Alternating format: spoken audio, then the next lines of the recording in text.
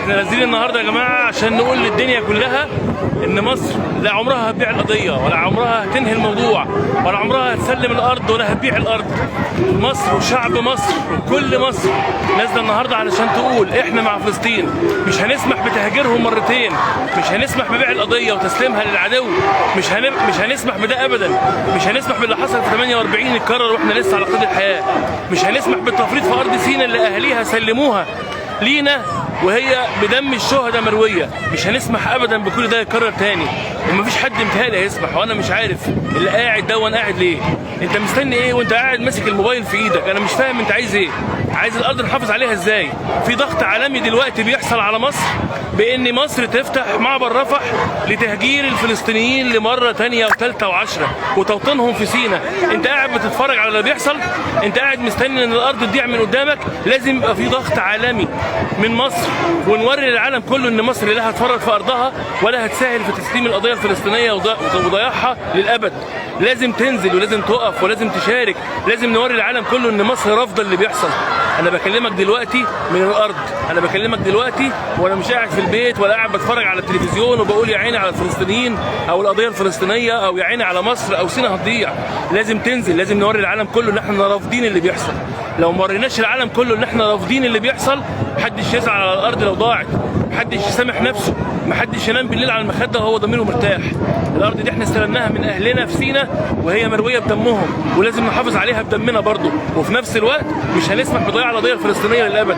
مش هنسمح بان الفلسطينيين يجوا والمخطط مكشوف، صفقه القرن معروفه للكل اللي نبهت عليها وهفضل انبه عليها وهفضل اقول القضيه الفلسطينيه مش هتروح ومش هنشارك في ضياعها.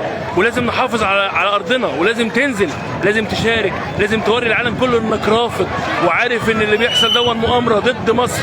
خد بالك جوجل شالت اسم سيناء من الخرائط الدوليه كلها.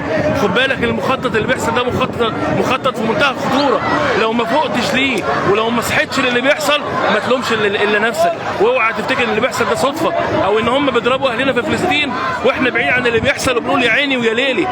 انزل ووري العالم انك رافض، وري العالم ان لو فلسطين ضاعت او سيناء ضاعت ارواحنا هتضيع قبلهم، ووريهم ان هي ساعه زمن ونبقى عندهم. وما يهمنيش بقى صفحه تتقفل ولا يهمني ان يمسحوا فيديو ولا يعملوا اللي هم عايزينه. الواحد محمي بربنا سبحانه وتعالى ثم بالناس. انزل انزل لان الموضوع خطر، انزل لان شالوا من على جوجل اسم سيناء، انزل لان في ضغط عالمي ضد مصر، انزل لان الدنيا مش كويسه، الدنيا بايظه، الدنيا ضايعه. عايزين ياخدوا سيناء، عايزين ياخدوا سيناء ويدوها للفلسطينيين ويهجروهم تاني ويضربوا صواريخ من ارض سيناء عليهم ويقول لك هندافع عن ارضنا ونضرب بقى سيناء ونحتل سيناء. خد بالك ان المخطط بيحصل وانت عايش، انت شايفه اهو. انزل ووري العالم، ما تقولش انا هنزل هيفيد بايه؟ هيفيد بان العالم هيعرف ان احنا مش ساكتين وان اللي بيحصل مؤامره واحنا عارفينها وحافظينها. انزل انزل وقد اعذر من انذر، انزل وقول لا، انزل وقول مخطط صفقه القرن مش هيحصل الا على جثثنا. انزل وقول يا رب انصر فلسطين وانصر مصر وقوي مصر ضد الحركه العالميه اللي بتحصل ضدنا. احنا في مؤامره ضد مصر حاليا، ولو ما نزلتش ما تلومش الا نفسك وربنا يسترها. وباذن الله ربنا هيحمي ارضنا وعرضنا ونسائنا في مصر ونسائنا في فلسطين وارضنا في كل مكان. انزل والسلام ختام. السلام عليكم.